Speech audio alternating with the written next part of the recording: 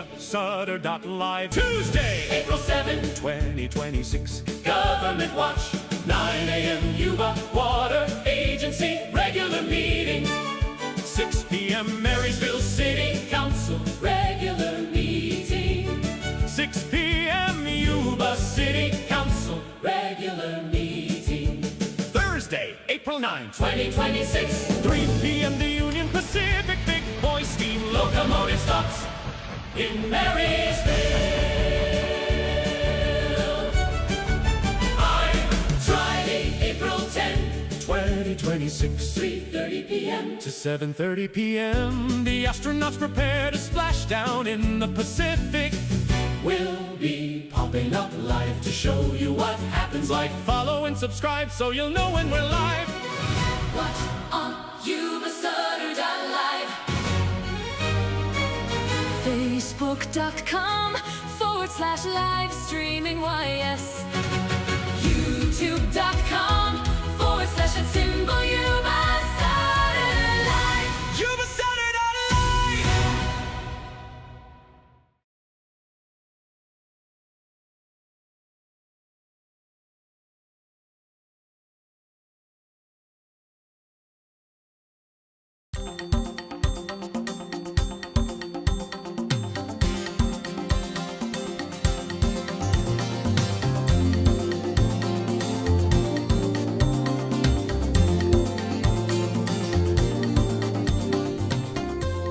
Good morning, Chair Bishop and directors. Director Matthew is going to participate in this meeting remotely as an accommodation under the Americans with Disabilities Act and the Brown Act. His participation is considered remote, but he is a full participant and voting member today. Thank you. Thank you. Director Vasquez. Why are we hearing that? Director House. Here. Director Fuhr. Yes. Director Bishop. Here. Director Bradford. Here. Director Matthews.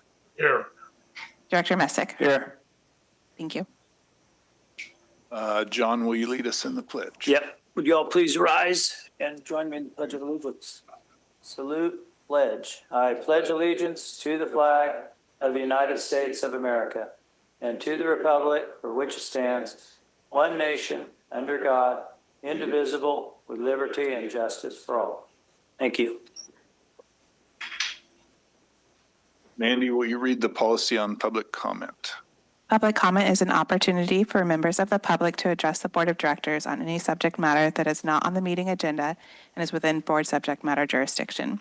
Public comment periods are limited to 3 minutes per person, and the total amount of time for public comment is 15 minutes. Persons participating by way of video conference or teleconference shall ensure their audio is muted at all times except when the board chair announces public comment periods. At those designated times, members of the public wishing to speak shall enable their audio and state their name for the record. When multiple members of the public wish to speak, the clerk will determine the order of speakers and announce their names accordingly. To ensure proper conduct, the board reserves the right to mute the audio and video of any member of the public, violating generally accepted principles and decorum of official public meetings. We do not have any in-person public comment, and there is no virtual public comment. Thank you. I need to note a change to the agenda here, item number 4, which is a discussion of an amended budget. We're going to postpone that to our next meeting. The reason being, after that was presented to the ABP last week, some questions have come up about grants, and Willie let me know yesterday that the staff needs more time to work on that. So we're going to postpone that until the next meeting. So we will start with consent agenda. I'll move to approve the consent agenda. I'll second. Any public comment on that? All in favor? Aye. Opposed? Motion carries.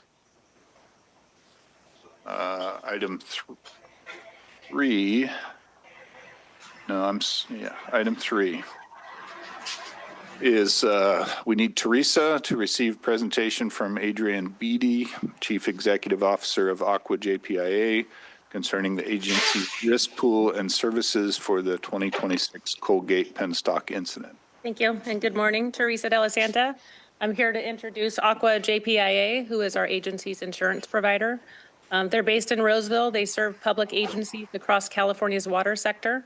And for us, the agency, they provide us property, liability, and workers' compensation coverage, along with risk management and training programs. So here today to talk a little bit more about the insurance services are Adrian Beatty, the CEO, and then Jennifer Job, the Deputy Executive Officer.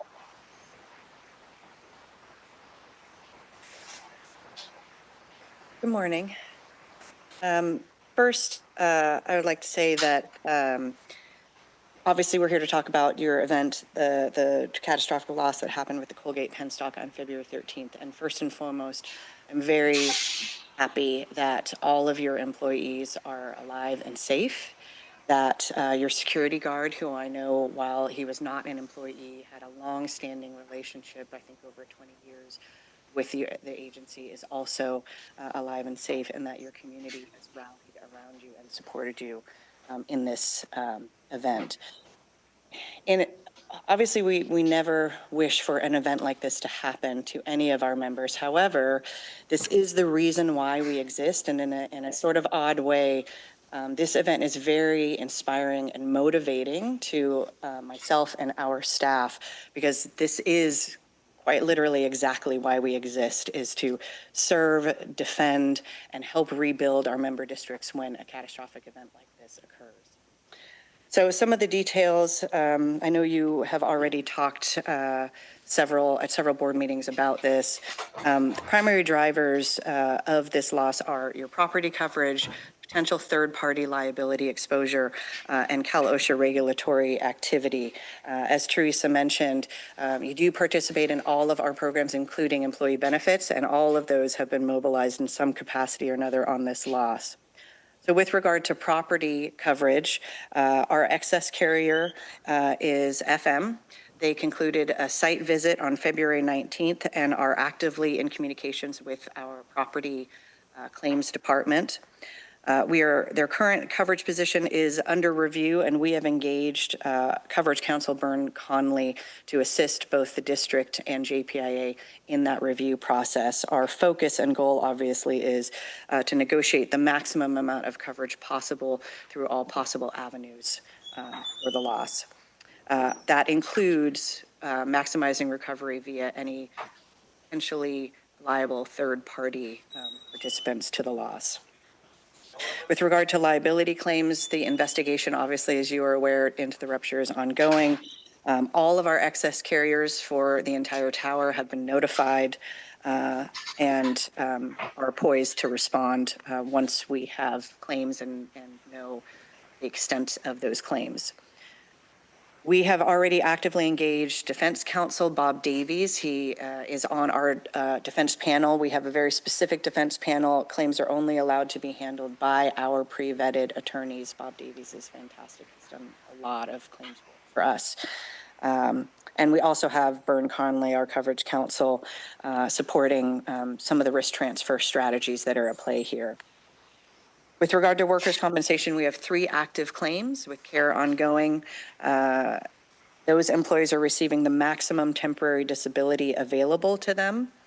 We also offered some employee benefits resources, EAP resources, information on critical incident response counseling was provided to the district. There are some regulatory issues. Cal OSHA inspection is open and ongoing, but there hasn't been no direct engagement yet on that. With regard to support and resources, so this event happened on a Friday. On Saturday morning, I was very pleased that we had myself, Jennifer Job, my deputy, and multiple of our claims staff or manager staff on the phone with various departments and folks at the county offering support and figuring out how we can not be in the way, but be as supportive as possible as we can be. We are maintaining active and ongoing coordination with various departments throughout this process. We offered some funds for PR support, but you guys are very, very sophisticated, very well run, and didn't need that support, but we did offer it. We have engaged weekly coordination between Defense Council and the Yuba General Counsel, Mr. Ramos. That is ongoing. We also have set up monthly check-in meetings with myself, Jennifer, Willie, and Andrew, and I think Teresa may be involved in those meetings as well, just to make sure we all stay on the same page. With a loss of this complexity and crossing as many programs as it does, there's a lot of opportunities for misunderstanding, miscommunications, and Willie and I want to make sure that we avoid as much of that as possible. And so I have committed to monthly engagement at minimum, and of course, if something more pressing comes up, we'll connect more frequently to make sure we all understand how things are progressing and what the JPIA is doing on your behalf. And then attending these meetings, I offered to attend any board meetings that you would like me to be at. It wouldn't matter if you were in Southern California, but you're also very close. It's only an hour drive for us. So, or virtually if need be, anytime you would like me to be here at a meeting, open session, closed session, talk to you about what we're happy to do that. So basically what we're watching right now is what we're focused on is exploring all the coverage avenues possible on the property side. We're monitoring third-party liability claims status and watching for that statute of limitations for claims to be filed. We will be watching and ready to assist with your assigned risk advisor for any Cal OSHA investigations that are going on. So it's a high exposure situation, but we think that it is, from our perspective, is controlled, and we're focused on maximum insurance recovery and subrogation, containing the liability exposure, maintaining a strong legal position, and obviously getting your injured employees healthy and back to work. I do want to also mention how grateful I am for the amazing staff that you have here at Yuba. Willie, Andrew, Teresa, Joe, prior to this were fantastic to work with, but really I'm perpetually, with every encounter, impressed by the professionalism and sophistication of the organization, and you should be really proud of that as well. Yeah, I personally believe you have no better team to kind of see you through. It's kind of a catastrophic event. So with that, I will answer any questions. Through the chair, not a question, but I just want to thank you for coming today, Adrian, and for the words about our staff. I know that to be absolutely true, so thank you for reiterating that. And also, I know all of us here at the agency greatly appreciate the JPIA's support during this time and the things that you are doing for us, so thank you. You're very welcome. It's what we're here for, anything that we can do. Through the chair, just want to thank you for being here, but also I do see you got some outside counsel and some specialized people in the claims department. I just want to try to make sure that I know you do this for everybody, but it's a really important project, not just to this board, but to our whole county as a whole. So a lot of our economic progress in Yuba County has kind of been pushed back by floods and water events and things like that. So we'd like to see this one where we can kind of pivot on it and just continue on. So any efforts you guys can put in will go tenfold in our county. We appreciate you. If nothing else, I would just like to comment, Adrian, that we all know this will be a long, drawn-out process, and I appreciate your efforts to make sure that we don't end up in an adversarial situation right from the beginning. I can tell we've had reports already on how you have reacted to this, and that's going to be appreciated all the way through this. We know you're on our side, so thank you. I mean, our pooled layers of coverages are those are already, essentially out the door at this point, right? So what I shared with Willie and Andrew is, my role at this point transitions very much to a role of advocacy. That's my job now at this point, is to make sure that there is the maximum amount of recovery that we can get you across the programs that you invested money and time into, and help the district get back on its feet as quickly as possible. Thank you. Okay, any other comment from the board or from the public? Somebody just called, wanting me to mute something, but if I mute that, then you can't hear. If not, we'll move on to item number I don't know 5. what to do. Thank you. Which is consideration of adoption of resolution number 2026-14, amending Yuba Watershed Protection and Fire Safe Council's Yuba Foothills WUI Fuel Reduction RPF Project Management Grant to reallocate the remaining balance of $145,140 to the Home Resilience Program HRP grant, resulting in a revised HRP grant amount of $241,140 and extending the term to December 31st of 2028. And Joanna is going to make all that make sense to us. Good morning. Can you hear me okay? Yes. Okay, wonderful. Good morning, board. I'm Joanna Lassard. I'm the watershed manager for the Yuba Water Agency, and I am bringing this item to you. Allison from the Fire Safe Council is also online if you have questions. So this is a result of some creative thinking by the Fire Safe Council to utilize previously awarded grants by the Yuba Water Agency to extend their work in Yuba County without coming to us for more money.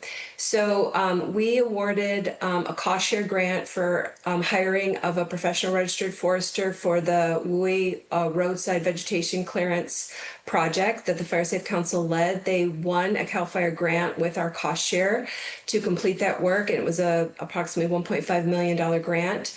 In the end, the RPF didn't cost as much as our cost share had allocated, so they were able to get a much reduced cost for the RPF.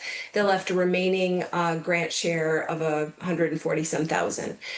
That work is now done. That grant's closed out. So they've requested if they could move that remaining cost share to their existing home resilience grant program.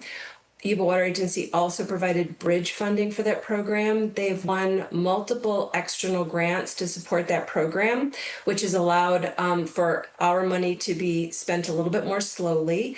However, there's a new opportunity through the California Fire Safe Council for an additional $200,000 to support the home hardening program. So this supports chipping within the defensible space of 100 feet around homes. It also supports some direct home hardening assistance with cost share, depending on the economic situation of the homeowner. So by allowing them to reallocate this money to the home defense grant, this would allow them to meet the 1 to 1.5 cost share required for them to win an additional $200,000 from the California Fire Safe Council program. So they've been refilling the coffers for this grant with annual PG&E grants. They've won 3 consecutive grants now to add to this pot. And so by moving our cost share, they can now get another $200,000 to add to this pot. So that's also the reason for extending the term to give them a bit more time. And they estimate that they would be able to support chipping around approximately 400 homes if they win this, inclusive of all the grants total, and helping with home hardening on 150 homes. Thank you, Joanna. Any questions from the board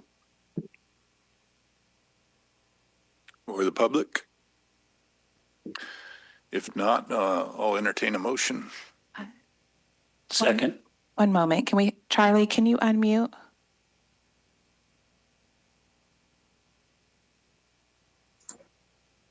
Right there. Am I unmuted now? Okay. And we'll have to do a roll call vote for this one. And I'm sorry, who was the first and the second? I second. I think Andy was the first. Yeah. Or Andy, yeah. Thank you. All right, roll call vote. Director Bishop? Yes. Director Bradford? Yes. Director Vasquez? Yes. Director Fuhrer? Yes. Director Bessick? Yes. Director House? Yes. Director Matthews? Yes. Thank you. Motion passes. Thank you. Thank you, Joanna. Willie, we're ready for your manager's report. Yeah, good morning, board. Let's first talk about the water year. It's been an odd water year. We're a little bit lower than average on inflow year to date, 95% normal inflow year to date.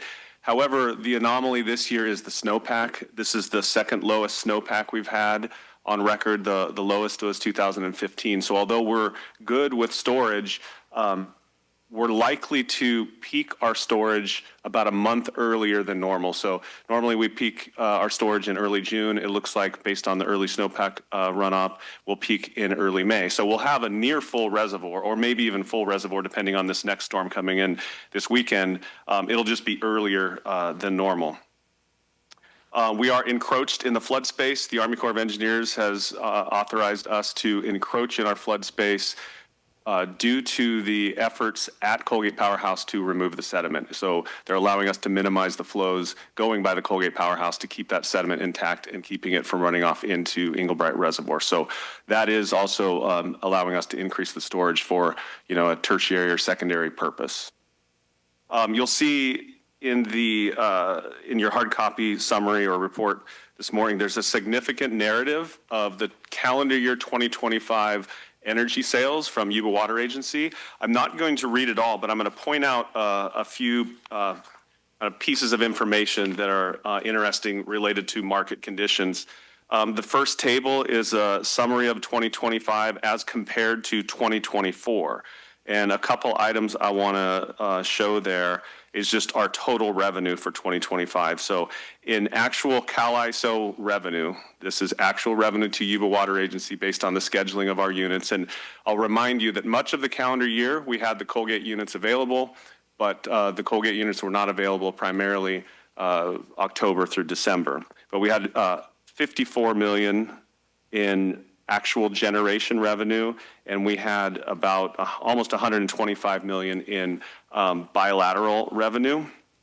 I'm now going to go to the next page and look at the January and February summaries. The purpose of this comparison is to show you the CalISO, the generation revenue decrease from 2025 to 2026. So the 2025, if you look at the second line on that table that says January power sales revenue, and you look at the 2025 revenue, and this is based on actual Yuba Water Agency operations and sales, the price was averaged at $44 per megawatt hour, and you'll see in just the first month of this year, a $33 per megawatt hour average.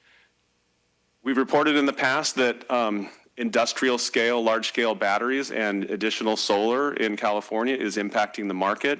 That plus a reliable source of natural gas is causing the market to decrease generally. And that's the scale you see. And that's just 1 month. It's just a 1 month snapshot, but that's what we're seeing across the CalISO market.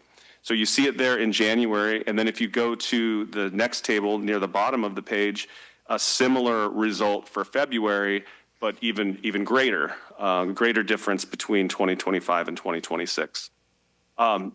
It's not shown on these tables, but in addition to the actual generation prices being lower now, the bilateral market is decreasing as well.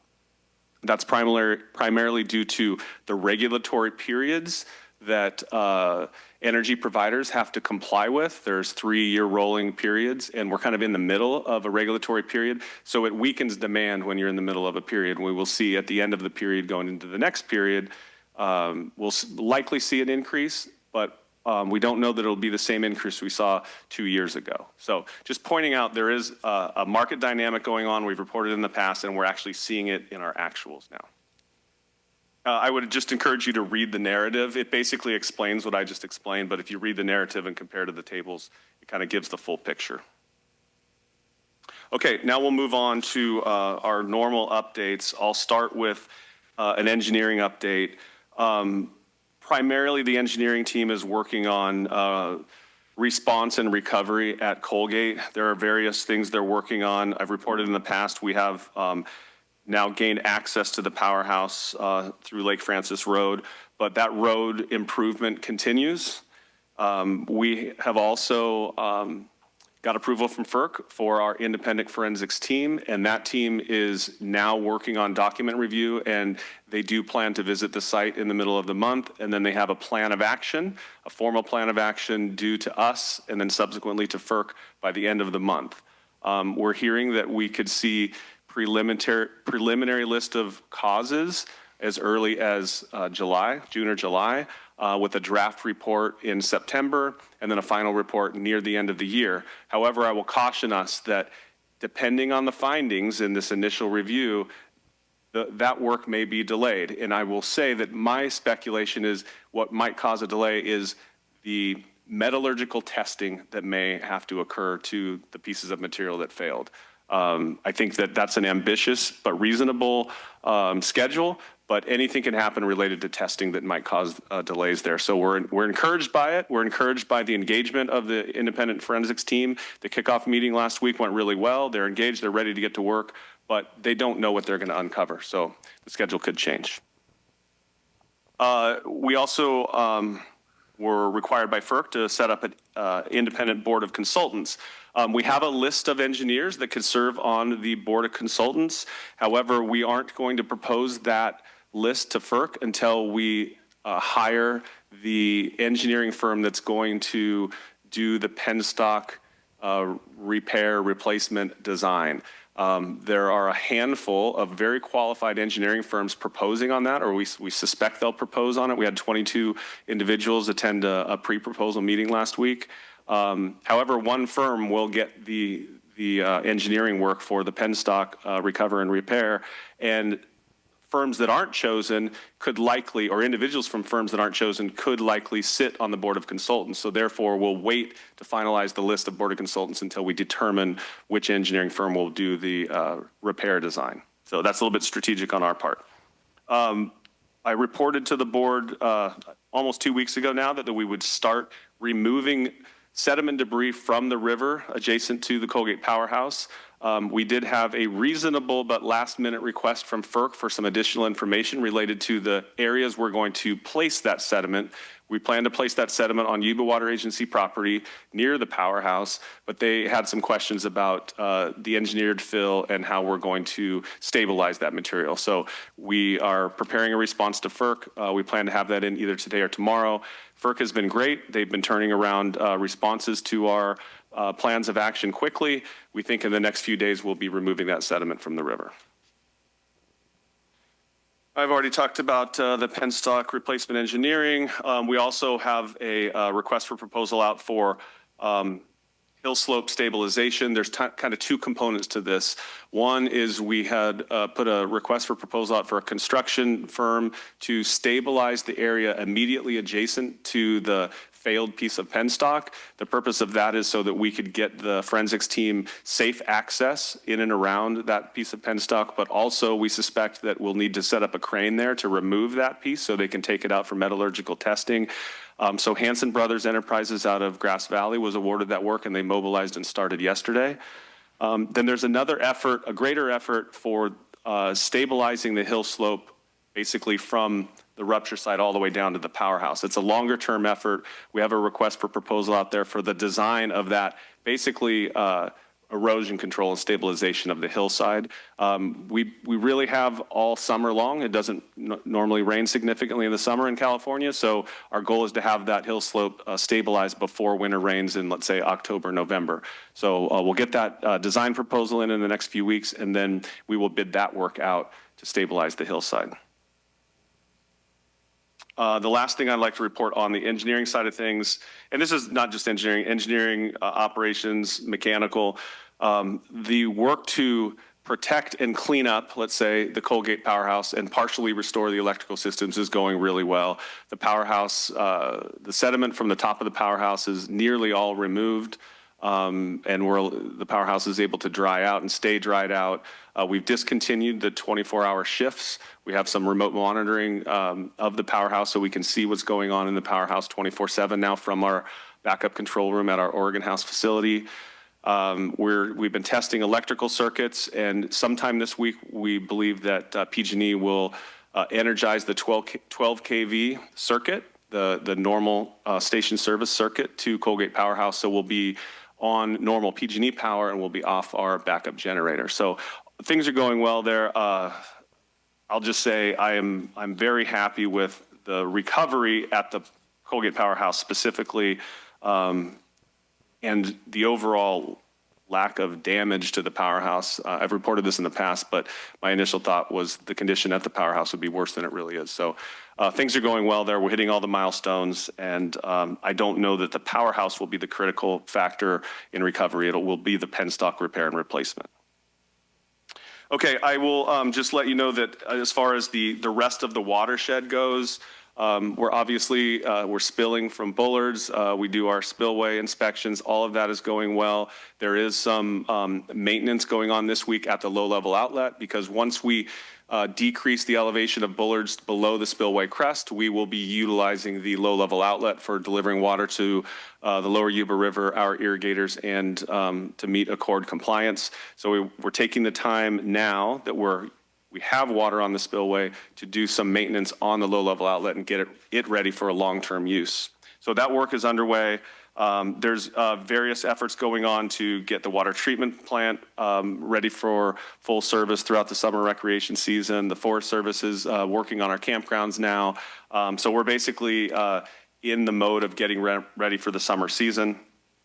On to operations, both Narrows 1 and 2 are operating as normal. We're putting out a total of nearly 2,000 CFS at Englebright. And that pretty much concludes ongoing work in the watershed. In our communications and community relations, we continue to get a consistent drumbeat of media coverage, seeking updates on the incident and recovery, but at a much more manageable pace.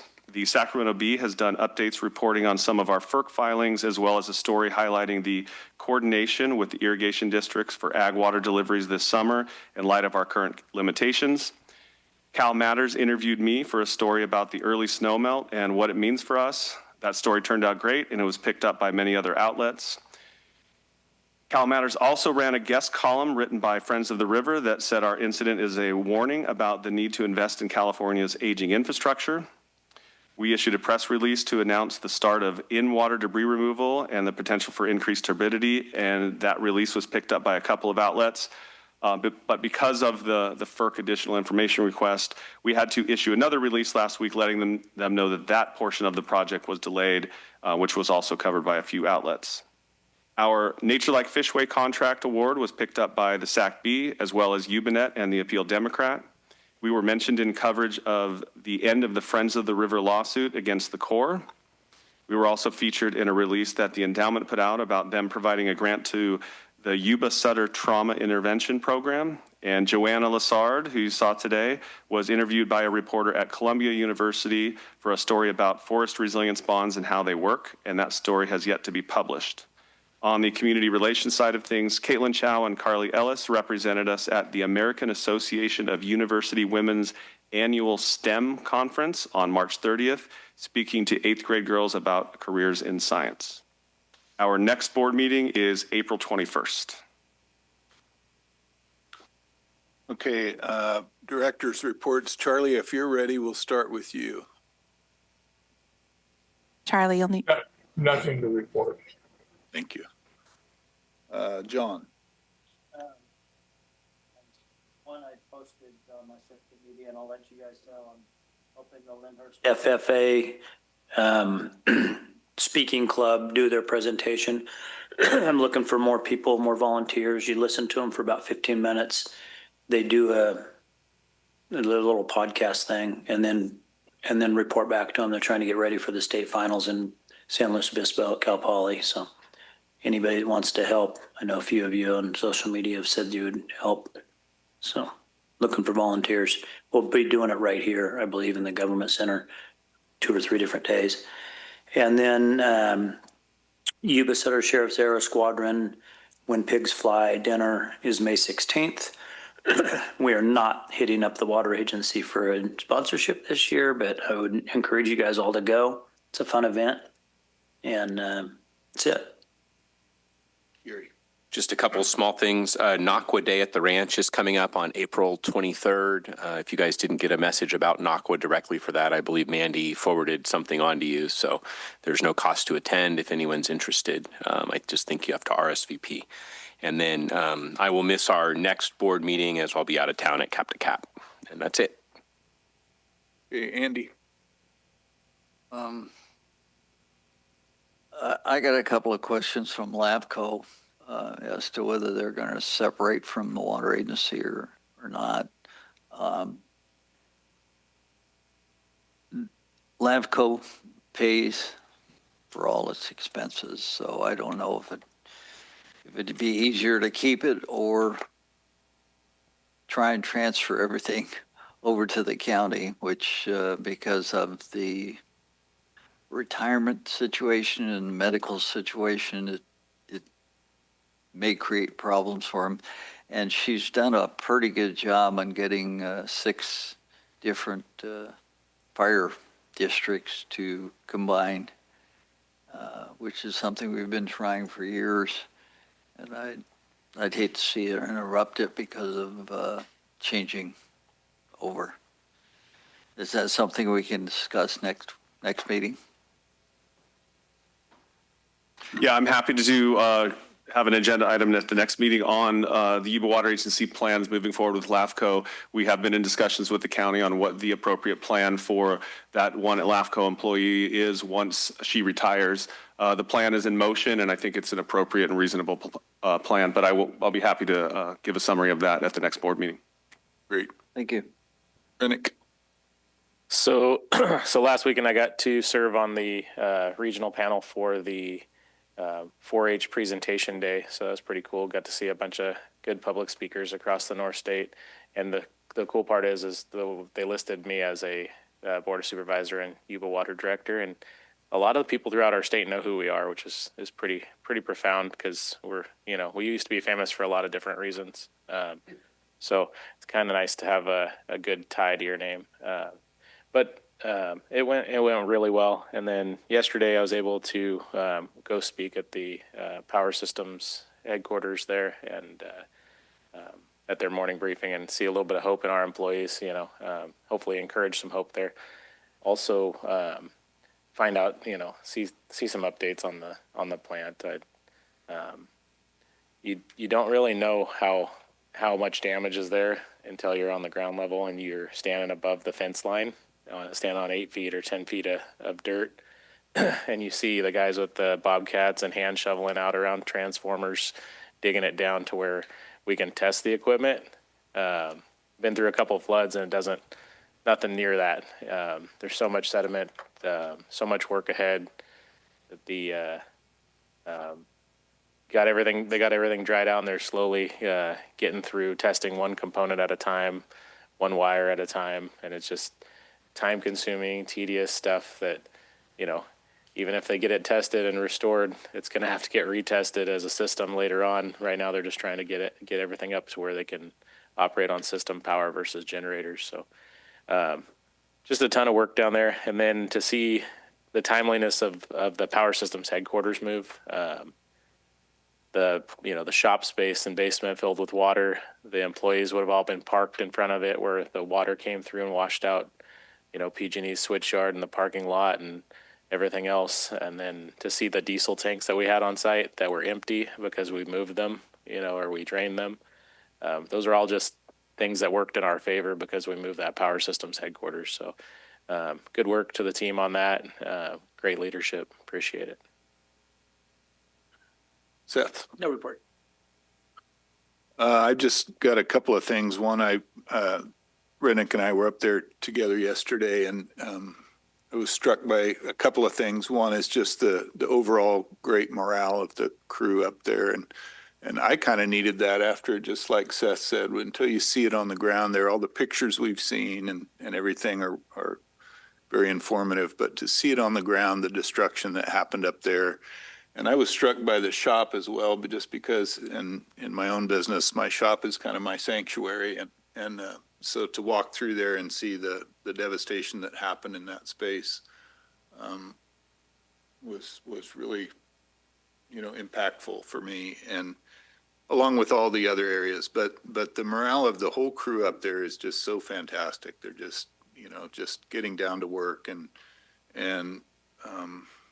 just moving right on ahead with the cleanup. So that was great to see. I think Rennick and I both felt the same way.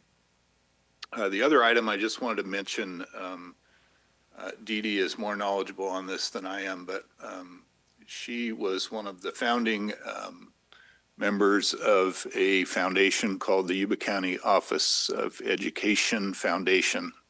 And they spent about a year getting their nonprofit status intact, and then started looking for some more board members, and myself and Kelly McNally are recent additions to that board, and we are hosting a dinner next Thursday. And I meant to bring flyers and forgot to do that, but you could contact either Dee Dee or I for more information on tickets to that dinner. I think probably will be for sale the rest of this week, and we may cut it off at that point. But we'd love to see some of you there. And with that, I think we can adjourn the meeting.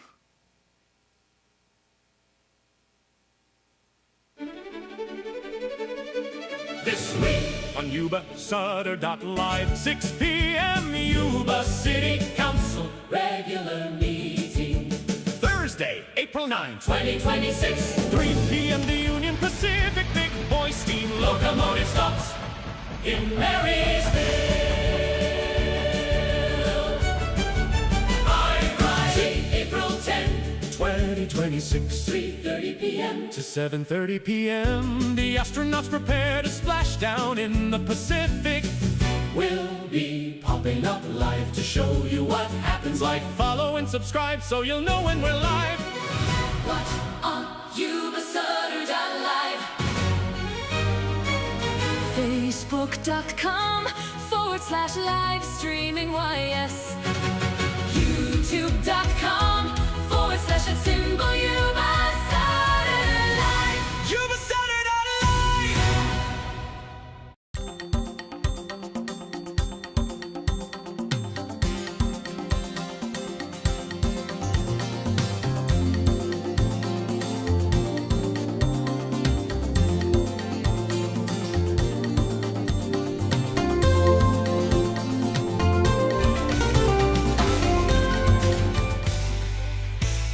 Yuba-Sutter.LIVE. It's the truth that comes through.